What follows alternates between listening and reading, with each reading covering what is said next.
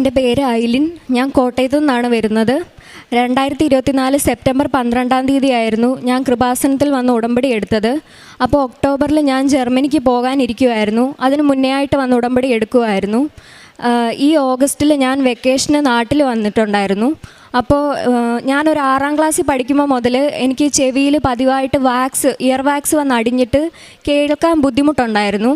അപ്പോൾ എല്ലാ 6 മാസം കൂടുമ്പോഴും ചെവിയിൽ നിന്ന് വാക്സ് ക്ലീൻ ചെയ്യണമെന്ന് ഡോക്ടർ പറഞ്ഞിട്ടുണ്ടായിരുന്നു.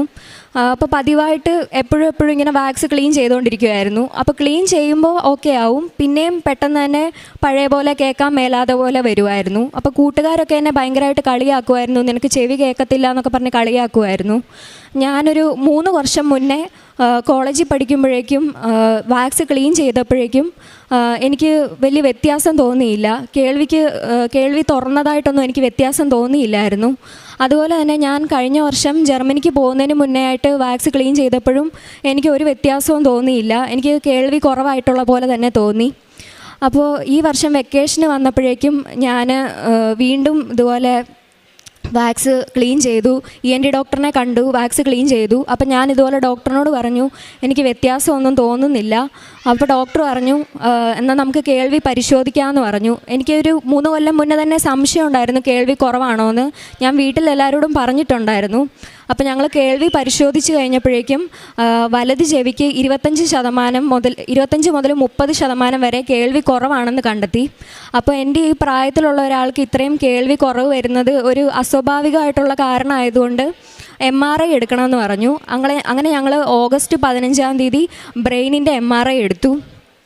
അപ്പോൾ അന്ന് എൻ്റെ അമ്മ ചൊവ്വാഴ്ചത്തെ ധ്യാനം അന്നായിരുന്നു കൂടിയത്. അപ്പോൾ അന്ന് അച്ഛൻ ധ്യാനത്തിൽ പറഞ്ഞിട്ടുണ്ടായിരുന്നു, നിങ്ങളിപ്പോൾ ഒരു നിയോഗം സമർപ്പിച്ച് പ്രാർത്ഥിക്കുന്നത് 44 ദിവസം കഴിയുമ്പോഴേക്കും മാതാവ് അത് നിങ്ങൾക്ക് അതിനുള്ള ഉത്തരം തരുമെന്ന് പറഞ്ഞിട്ടുണ്ടായിരുന്നു. അപ്പോൾ അമ്മ എന്നോട് പറഞ്ഞു 44 ദിവസം കണക്ക് കൂട്ടുമ്പോഴേക്കും സെപ്റ്റംബർ 29. ഞാൻ ഓഗസ്റ്റ് 29 ജർമ്മനിയിലേക്ക് തിരിച്ചു പോവുകയാണ്. അപ്പോൾ എനിക്ക് ഇവിടെ വെച്ച് എന്തായാലും ഹിയറിംഗ് ടെസ്റ്റ് ഇനി എടുക്കാൻ പറ്റത്തില്ല. അതുകൊണ്ട് നിനക്ക് കേൾവി തിരിച്ചു കിട്ടിയതായിട്ട് മാതാവ് വ്യക്തമായിട്ട് നിനക്ക് ഒരു അടയാളം തരും, നിനക്ക് പൂർണ്ണമായിട്ടും കേൾവി തിരിച്ചു കിട്ടുമെന്ന് അമ്മ എന്നോട് പറഞ്ഞു. അപ്പോൾ ENT ഡോക്ടർ പറഞ്ഞിട്ടുണ്ടായിരുന്നു, കേൾവി പോയതാണ്, നമുക്കൊന്നും ചെയ്യാൻ പറ്റത്തില്ല, പിന്നെ അതിൻ്റെ കാരണം എന്താണെന്ന് അറിയാൻ വേണ്ടിയിട്ടാണ് MRI എടുക്കുന്നതെന്ന് പറഞ്ഞായിരുന്നു. അങ്ങനെ പിറ്റേ ദിവസം MRIയുടെ റിസൾട്ട് വന്നു. അപ്പോൾ കേൾവിയുടെ നെർവിനെ ഞെരുക്കുന്ന എന്തോ ഒരു സാധനം ബ്രെയിനിലുണ്ടെന്ന് കണ്ടുപിടിച്ചു. അതുപോലെ തന്നെ ഒരു സിസ്റ്റ് ഉണ്ടെന്ന് കണ്ടുപിടിച്ചായിരുന്നു. അപ്പോൾ ഡോക്ടർ പറഞ്ഞു ആസ്റ്റർ മെഡിസിറ്റിയിലുള്ള ഒരു ന്യൂറോ സർജൻ ഉണ്ട്, അദ്ദേഹത്തെ പോയി കാണണം. സിസ്റ്റിന് എന്തെങ്കിലും പ്രശ്നം ഉണ്ടെങ്കിൽ അത് സർജറി ചെയ്യേണ്ടി വരും. സർജറി ചെയ്താലും ചിലപ്പോൾ താൽക്കാലികമായിട്ടാണെങ്കിലും ചുണ്ട് കോടിപ്പോകാനും ഒക്കെ ചാൻസ് ഉണ്ട്, അങ്ങനെയൊക്കെ പറഞ്ഞു. അപ്പം നമ്മൾ ഓഗസ്റ്റ് 19 ഞങ്ങൾ കൃപാസനത്തിൽ വന്നു, ഉടമ്പടി പുതുക്കി കഴിഞ്ഞിട്ട് ജോസഫ് അച്ഛനെ കണ്ടു. അന്ന് ഞങ്ങൾ കൃപാസനത്തിലേക്ക് കയറി വന്നപ്പോൾ തന്നെ ഞങ്ങൾക്ക് മുല്ലപ്പൂവിൻ്റെ ഭയങ്കരമായിട്ടുള്ള സുഗന്ധം കിട്ടിയായിരുന്നു. എന്നിട്ട് ജോസഫ് അച്ഛനെ കണ്ടു. അച്ഛൻ ചെവിയിലും തലയിലും ഒക്കെ സൈത്ത് പൂശി പ്രാർത്ഥിച്ചു. അന്ന് ക്യൂവിൽ നിൽക്കുമ്പോഴേക്കും രോഗികളെയായിരുന്നു ആദ്യം വിളിച്ചത്. അപ്പോൾ ഒരു 50 വയസ്സിൽ താഴെയുള്ള ആരും ഇല്ലായിരുന്നു, ഞാൻ മാത്രമേ ഉണ്ടായിരുന്നുള്ളൂ. അപ്പോൾ എല്ലാവരും എന്നെ ഇങ്ങനെ നോക്കുന്നുണ്ടപ്പോൾ എനിക്ക് ഭയങ്കര സങ്കടമായിരുന്നു. അപ്പോൾ ഒരു ആൻറ്റി എന്നോട് ചോദിച്ചു, മോൾക്ക് എന്താ അസുഖമാണെന്നൊക്കെ ഇങ്ങനെ ചോദിച്ചു. അപ്പം ഞാൻ മാതാവിനോട് പ്രാർത്ഥിച്ചു, എൻ്റെ മാതാവേ എൻ്റെ അസുഖമെല്ലാം മാറ്റിത്തരണേ, എനിക്കിവിടെ ഈ ആൾത്താരെ വന്ന് നിന്ന് എനിക്ക് സാക്ഷ്യം പറയാൻ പറ്റണമെന്ന് ഞാൻ പ്രാർത്ഥിച്ചു. അച്ഛൻ എൻ്റെ തലയിൽ കൈവച്ച് പ്രാർത്ഥിക്കുമ്പോഴും ഞാൻ മാതാവിനെ നോക്കിയിട്ട് എനിക്ക് ഇവിടെ നിന്ന് സാക്ഷ്യം പറയാൻ എന്നെ അനുഗ്രഹിക്കണമെന്ന് ഞാൻ പ്രാർത്ഥിച്ചു. പിന്നെ 25 ഞങ്ങൾ ആസ്റ്ററിൽ പോയപ്പോഴേക്കും അവിടുത്തെ ന്യൂറോ സർജനെ കിട്ടാനായിട്ട് ഭയങ്കര പാടായിരുന്നു. അദ്ദേഹം വെക്കേഷന് പോയിരിക്കുമായിരുന്നു. എനിക്ക് 29 തിരിച്ചും പോകണം, അദ്ദേഹം അവിടെ ഇല്ലായിരുന്നു. ഞങ്ങൾ മാതാവിനോട് പ്രാർത്ഥിച്ചു. ഒത്തിരി തിരക്കുള്ള ഡോക്ടറായിരുന്നു. മാതാവിന് സമയത്തിൻ്റെ മേൽ അധികാരമുണ്ട്, ഞങ്ങൾക്ക് എങ്ങനെയെങ്കിലും അപ്പോയിൻമെൻറ്റ് തരണമെന്ന് പറഞ്ഞ് ഞങ്ങൾ പ്രാർത്ഥിച്ചു. ഞങ്ങൾക്ക് 25 ആദ്യത്തെ അപ്പോയിൻമെൻറ്റ് തന്നെ കിട്ടി. ഞങ്ങൾ അവിടെ ചെന്നപ്പോഴേക്കും ന്യൂറോ സർജൻ പറഞ്ഞു, സിസ്റ്റിന് യാതൊരുവിധ കുഴപ്പവും ഇല്ല, എങ്കിലും നിങ്ങൾ ENT സർജനെ കാണണമെന്ന് പറഞ്ഞു. അപ്പോൾ എൻ്റെ പപ്പ ഞങ്ങൾ അതുവരെ കണ്ടുകൊണ്ടിരുന്ന ENT ഡോക്ടർ വിനോദ് ഡോക്ടറായിരുന്നു. ഡോക്ടർ അവിടെയുള്ള ഡോക്ടറല്ല, ഞങ്ങളുടെ അവിടെയുള്ള ഡോക്ടറാണ്. അപ്പോൾ പപ്പ വിനോദം എന്നുള്ളതിന് പകരം വിനീതെന്ന് തെറ്റിച്ച് പറഞ്ഞു. അപ്പോൾ വിനീത് ഡോക്ടർ പറഞ്ഞിട്ടാണ് ഞങ്ങൾ ഇവിടെ വന്നതെന്ന് പപ്പ പറഞ്ഞു. അപ്പോൾ ഈ ന്യൂറോ സർജൻ ഡോക്ടർ പറഞ്ഞു, എന്തായാലും നിങ്ങൾ വിനീത് ഡോക്ടറിനെ ഇന്ന് കണ്ടിട്ട് പോകണം എന്ന് ഞങ്ങളോട് പറഞ്ഞു. ഞങ്ങൾ നോക്കുമ്പോൾ അവിടെ വിനീത് ഡോക്ടർ എന്ന് പറഞ്ഞിട്ട് ഒരു ENT സർജൻ ഉണ്ടായിരുന്നു. മാതാവ് ആ സമയത്ത് തെറ്റിച്ച് പറഞ്ഞാണെന്നാണ് ഞങ്ങൾ വിശ്വസിക്കുന്നത്. എന്നിട്ട് ഞങ്ങൾ വിനീത് ഡോക്ടറിൻ്റെ അടുത്തേക്ക് ചെന്നു. അവിടെ ചെന്നപ്പോഴേക്കും ഡോക്ടർ പറഞ്ഞു ഹിയറിങ്ങിൻ്റെ ടെസ്റ്റ് ഒന്നുകൂടെ ചെയ്യണമെന്ന് പറഞ്ഞു. അപ്പോൾ ഞങ്ങളിങ്ങനെ ഹിയറിങ്ങിൻ്റെ ടെസ്റ്റ് നടക്കുന്ന റൂം തപ്പി നടന്നു. അപ്പോൾ അവിടുത്തെ ഒരു സ്റ്റാഫ് പറഞ്ഞു ഗ്രേ കളറിലുള്ള ഒരു റൂമാണ്, അവിടെ പോയാൽ മതി എന്ന് പറഞ്ഞു. അപ്പോൾ ഗ്രേ കളർന്ന് കേട്ടപ്പോൾ മാതാവ് കൃപാസനത്തിൽ പ്രത്യക്ഷപ്പെട്ട കളറാണ് ഗ്രേ കളറ്. അപ്പം നമ്മളെന്തായാലും ആ റൂമിനകത്ത് വെച്ച് മാതാവ് എന്നെ സുഖപ്പെടുത്തുമെന്ന് ഞാൻ വിശ്വസിച്ചു. ഞങ്ങൾ ഉടമ്പടി തൈലം തേച്ച് ചെവിയിലെല്ലാം തേച്ച് വിശ്വാസ പ്രമാണം ചൊല്ലി ഞങ്ങൾ അകത്തേക്ക് പോയി. പപ്പായും അമ്മയും പുറത്തിരുന്ന് പ്രാർത്ഥിച്ചു. അകത്ത് പോയപ്പോഴേക്കും എനിക്ക് ടെസ്റ്റ് നടത്തിയപ്പോൾ എല്ലാം കേൾക്കാൻ പറ്റുന്നുണ്ടായിരുന്നു. ഇതിനു മുന്നേ ടെസ്റ്റ് ചെയ്തപ്പോഴേക്കും എനിക്ക് കുറേ ഒന്നും കേൾക്കാൻ പറ്റുന്നില്ലായിരുന്നു, നല്ല പ്രശ്നം ഉണ്ടായിരുന്നു. പക്ഷേ ഈ ടെസ്റ്റ് ചെയ്തപ്പോഴേക്കും എനിക്ക് എല്ലാം കേൾക്കാൻ പറ്റി. അത് കഴിഞ്ഞ് കുറച്ച് കഴിഞ്ഞ് റിസൾട്ട് വന്നപ്പോഴേക്കും എൻ്റെ കേൾവിക്ക് യാതൊരു പ്രശ്നവും ഇല്ല. നോർമലായിട്ടുള്ള ഒരു മനുഷ്യൻ എങ്ങനെയാണോ കേൾക്കുന്നത് അതേ കേൾവിയാണ് എനിക്കുള്ളതെന്ന് റിപ്പോർട്ടിൽ കണ്ടു. എന്നെ അറിയാവുന്ന എല്ലാവർക്കും അറിയാം എനിക്ക് കേൾവിക്ക് പ്രശ്നമുണ്ട്, എനിക്ക് കേൾക്കാൻ പറ്റത്തില്ല, എനിക്കും അറിയാം.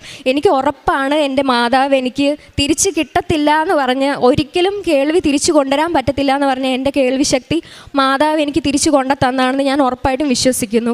അത് കഴിഞ്ഞ് ഞങ്ങൾ ENT സർജനെ പോയി കണ്ടു. അപ്പോൾ ഡോക്ടർ പറഞ്ഞു കേൾവിക്ക് പ്രശ്നമൊന്നുമില്ല, ബ്രെയിനിനും പ്രശ്നമൊന്നുമില്ല, ഒരു പ്രശ്നവുമില്ല, നിങ്ങൾക്ക് തിരിച്ചു പോകാം. ഓഗസ്റ്റ് 29 തിരിച്ച് ജർമ്മനിക്ക് പൊക്കോളാൻ പറഞ്ഞു. ഞാൻ നാളെ കഴിഞ്ഞ് ജർമ്മനിക്ക് പോവുകയാണ്. അതുപോലെ തന്നെ കഴിഞ്ഞ വർഷം ഞാൻ ഇവിടെ വന്നപ്പോഴേക്കും ജർമ്മനിക്ക് പോകാനായിട്ട് എനിക്ക് ഒത്തിരി തടസ്സങ്ങളുണ്ടായിരുന്നു. എനിക്ക് അവിടെ പരിചയക്കാരോ ബന്ധുക്കളോ ഫ്രണ്ട്സോ ആരും ഇല്ലായിരുന്നു, എനിക്ക് കൂട്ടുകാരോ ഒന്നും ഇല്ലായിരുന്നു. അപ്പോൾ അക്കോമഡേഷൻ എനിക്ക് കിട്ടിയില്ല. എനിക്ക് യൂണിവേഴ്സിറ്റിയിൽ നിന്ന് അവർ മെയിൽ അയച്ചു, യൂണിവേഴ്സിറ്റിയിൽ ഇനി അക്കോമഡേഷൻ ഒന്നും ഇല്ല. അപ്പോൾ നമുക്ക് ബന്ധുക്കളോ ആരും ഇല്ലാതെ അവിടെ അക്കോമഡേഷൻ സെർച്ച് ചെയ്യാമെന്ന് പറഞ്ഞാൽ ഭയങ്കര ബുദ്ധിമുട്ടായിരുന്നു. അപ്പോൾ മാതാവിനോട് ഇവിടെ വന്ന് പ്രാർത്ഥിച്ചതിൻ്റെ ഫലമായിട്ട് സെപ്റ്റംബർ 8 8 നോയമ്പിൻ്റെ തീരുന്ന ദിവസം മാതാവ് എനിക്ക് എൻ്റെ യൂണിവേഴ്സിറ്റി തന്നെയുള്ള ഒരു ചേച്ചിയുടെ അമ്മയെ എൻ്റെ അമ്മയുടെ അമ്മയ്ക്ക് കാണിച്ചു കൊടുത്തു. ആ ചേച്ചി പറഞ്ഞു ഒരു റൂമും കിട്ടിയില്ല എന്നുണ്ടെങ്കിൽ എൻ്റെ കൂടെ വന്ന് നിന്നോളാൻ പറഞ്ഞു. അങ്ങനെ ഒരു പരിചയവും ഇല്ലാത്ത എന്നെ ആരും അങ്ങനെ സ്വന്തം റൂമിലൊന്നും നിർത്തത്തൊന്നുമില്ല. പക്ഷേ ആ ചേച്ചി എന്നെ അവിടെ നിർത്തി. അപ്പം എനിക്ക് പോകുന്നതിന് മുന്നേ വേറൊരു റൂം വന്നിട്ട് കിട്ടി. പക്ഷേ അതൊരു സബ്ലെറ്റ് റൂമായിരുന്നു. അതായത് ഒരാളുടെ റൂമാണ്, ആ ആൾ വെക്കേഷന് പോയപ്പോൾ താൽക്കാലികമായിട്ട് നമുക്ക് തരുന്ന ഒരു റൂമാണ്. അപ്പോൾ ആ റൂം എൻ്റെ യൂണിവേഴ്സിറ്റിയുടെ അടുത്തുനിന്ന് 1 മണിക്കൂർ അകലെയായിരുന്നു. അപ്പം ഞാൻ ആ റൂം എടുക്കാമെന്നൊക്കെ വിചാരിച്ചിരിക്കുമായിരുന്നു. പോകുന്നതിന് ഒരാഴ്ച മുന്നേ ആ കൊച്ചെന്നെ വിളിച്ചിട്ട് പറഞ്ഞു ആ റൂം അത് തരത്തില്ല, അതിനെന്തോ പ്രശ്നമുണ്ട് എന്ന് പറഞ്ഞ് അത് പോയി. അപ്പോൾ ഞാൻ പോകുമ്പോൾ എനിക്ക് റൂമില്ല. പക്ഷെ ഞാൻ ഉറച്ച് വിശ്വസിച്ചു മാതാവ് എന്തെങ്കിലും അത്ഭുതം പ്രവർത്തിക്കും, എനിക്ക് ചെയ്യാനുള്ളതെല്ലാം ഞാൻ ചെയ്തു, ഇനി ഞാൻ മാതാവിൻ്റെ കയ്യിലേക്ക് കൊടുക്കുവാണ്, ഞാൻ ഉറച്ച് വിശ്വസിച്ചു. എൻ്റെ അമ്മ എന്നോട് പറഞ്ഞു നമ്മൾ കൃപാസനത്തിൽ പോയി പ്രാർത്ഥിച്ചതല്ലേ, നിനക്ക് യൂണിവേഴ്സിറ്റിയിൽ തന്നെ റൂം കിട്ടുമെന്ന് പറഞ്ഞു.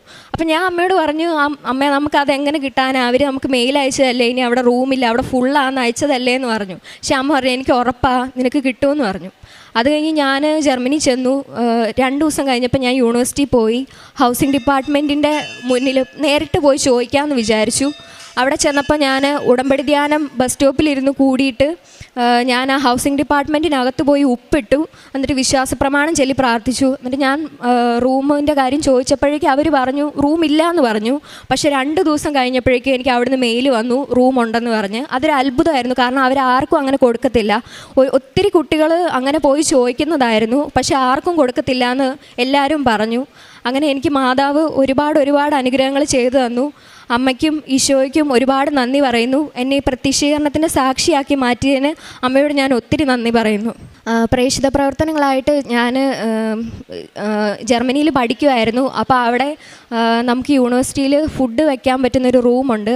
അപ്പോൾ അവിടെ കൊണ്ടുപോയി ഫുഡ് വയ്ക്കുമായിരുന്നു. പിന്നെ അതുപോലെ തന്നെ എന്നോട് സംസാരിക്കുന്ന ആൾക്കാരോടൊക്കെ ഞാൻ കൃപാസനത്തെപ്പറ്റി പറയുമായിരുന്നു. എനിക്ക് റൂം കിട്ടിയതും എനിക്ക് ഒരുപാട് അനുഗ്രഹങ്ങൾ കിട്ടിയതും എല്ലാം കൃപാസനത്തിൽ നിന്നാണെന്ന് പറയുമായിരുന്നു. ധ്യാനം കൂടുകയും അതുപോലെ തന്നെ എല്ലാ ആഴ്ചയിലും പള്ളിയിൽ പോവുകയും പറ്റുമ്പോഴൊക്കെ പോയി കുമ്പസാരിക്കുകയും എല്ലാം ചെയ്യുമായിരുന്നു, വചനം വായിക്കുകയൊക്കെ ചെയ്യുമായിരുന്നു.